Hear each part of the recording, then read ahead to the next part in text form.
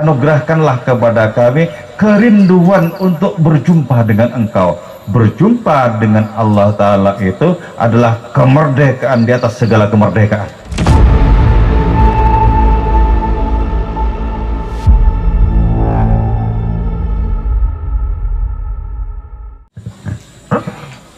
Alhamdulillahirrabbilalamin.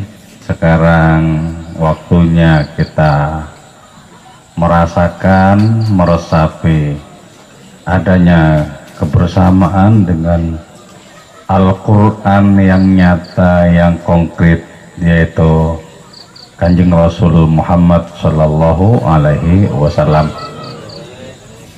Beliau yang hakikatnya lebih luas dibandingkan alam semesta, dengan sangat mudah menghadiri majelis yang di dalamnya dibacakan sholawat untuk beliau. Di hadapan keluasan beliau, alam semesta ini hanyalah setitik debu. Alam semesta ini hanyalah setetes air. Beliaulah yang secara spiritual itu makrokosmos, dan apapun yang lain adalah mikrokosmos. Dan karena itu, bukalah pintu pengharapan kita lebar-lebar untuk bisa merasakan kehadiran beliau di mana-mana. Setiap kita menyaksikan kebaikan, pastikan bahwa kebaikan itu hanyalah percikan kecil dari beliau. Bahkan setiap kali kita menyaksikan alam semesta, partikel-partikel di dalamnya hanyalah merupakan bagian dari beliau. Kita malam ini menyaksikan lampu-lampu, ini merupakan bagian kecil dari cahaya beliau. Jadi beliau yang melampaui alam raya itu sudah semestinya kita rasakan setiap saat. Kalau beruntung Allah menganugerahkan karunia rohani kepada kita sebagaimana dikaruniakan kepada Syekh Abdul Hasan Asyadzili.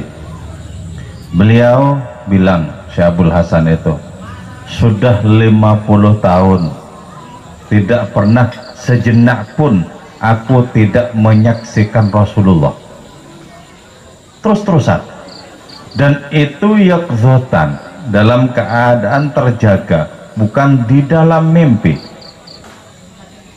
Andaikan sejenak saja saya tak menyaksikan beliau, kata Syekh Abdul Hasan Asyadzili, maka pastilah kuhitung diri saya tidak termasuk orang-orang Islam. Jadi itu berarti apa? Berarti sangat dimungkinkan bagi diri kita untuk merasakan adanya jangkauan Kanjeng Nabi itu di dalam kehidupan diri kita. Sangat dimungkinkan. Dan beliau yang merupakan tambang kemurahan terbesar di seluruh makhluk itu, beliau tidak pernah mengecewakan pengharapan siapa saja yang diajukan kepada beliau. Beliaulah orang yang tidak pernah bilang tidak untuk berbagai macam permohonan kepada beliau. Karena itu beliau disebut sebagai aqrabul wasail ilallah, paling dekatnya perantara kepada Allah Subhanahu wa Ta'ala. Setelah kita olah pikiran kita tambah khazanah keilmuan kita, saatnya kita menghidupkan dimensi rasa rohani dalam diri kita, sehingga kalau beruntung ketika kita sholawatan, ketika kita asrokolan, kita bisa merasakan beliau itu hadir. Sesungguhnya setiap kali ada sholawatan beliau hadir, cuma berkaitan dengan kesanggupan kita merasakan atau tidak, itu perkara hal yang lain.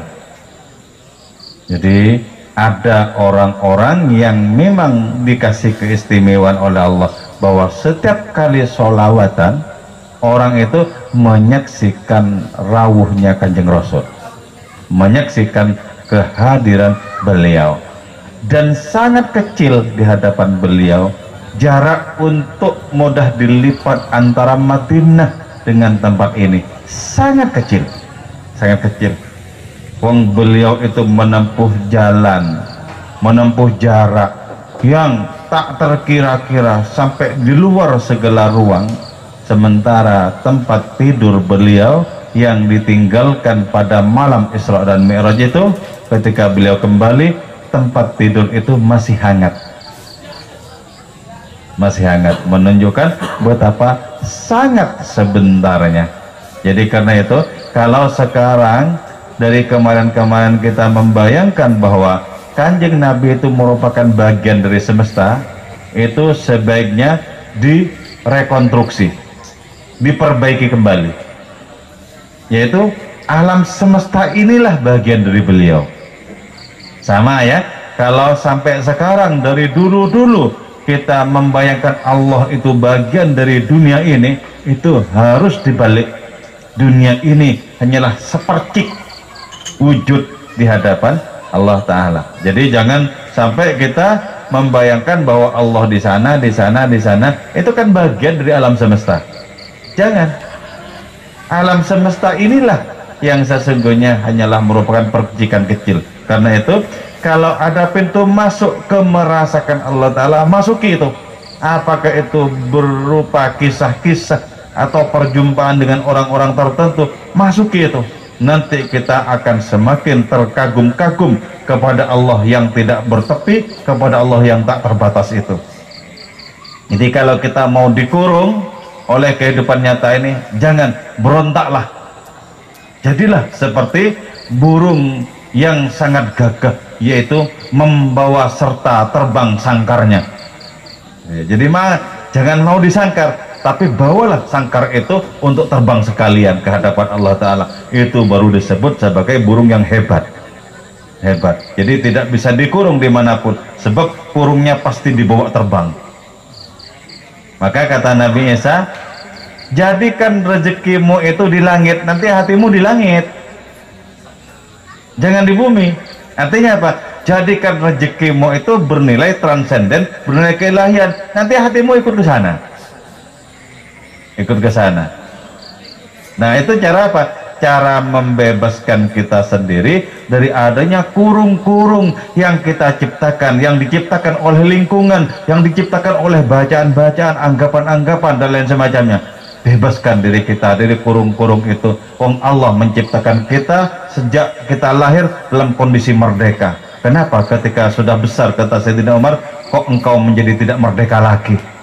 Terkurung oleh pikiranmu, oleh anggapan-anggapanmu. Tak begitulah sesungguhnya Allah menciptakan dirimu. Jadi setiap kali kita mau dikurung, jebol kurung-kurung itu. Kita adalah elang-elang raksasa, burung-burung ilahi yang gagah melintasi alam raya ini. Biarlah tubuh kita berada dalam kebersamaan dengan orang lain, tapi hati kita wajib di genggaman Allah Ta'ala, berada merdeka dari seluruh keterbatasan dan ruang yang sangat sempit ini. Merdeka. Kalau tubuh kita memang harus bersama dengan kanan kiri kita, dengan tetangga kita, dengan kawan-kawan kita, harus bersama. Karena di dalam hidup ini kita mesti menerjemahkan sifat-sifat Allah, nama-nama Allah dalam perilaku-perilaku kita. Tapi hati kita, jangan mau dikurung. Hati kita itu adalah murni sebagai arsyullah, istana bagi Allah Ta'ala. Dan itu teladannya adalah Kanjeng Rasul Muhammad Sallallahu Alaihi Wasallam. Allahumma rzuqna ladzatan nazri ila wajhik wasyauqa ila liqa'ik. Itu doa Kanjeng Rasul. Ya Allah, anugerahkanlah ya Allah kepada kami menyaksikan wajahmu yang mulia itu, dan anugerahkanlah kepada kami kerinduan untuk berjumpa dengan engkau. Berjumpa dengan Allah Ta'ala itu adalah kemerdekaan di atas segala kemerdekaan. Berjumpa dengan Allah itu adalah kebahagiaan di atas segala macam kebahagiaan.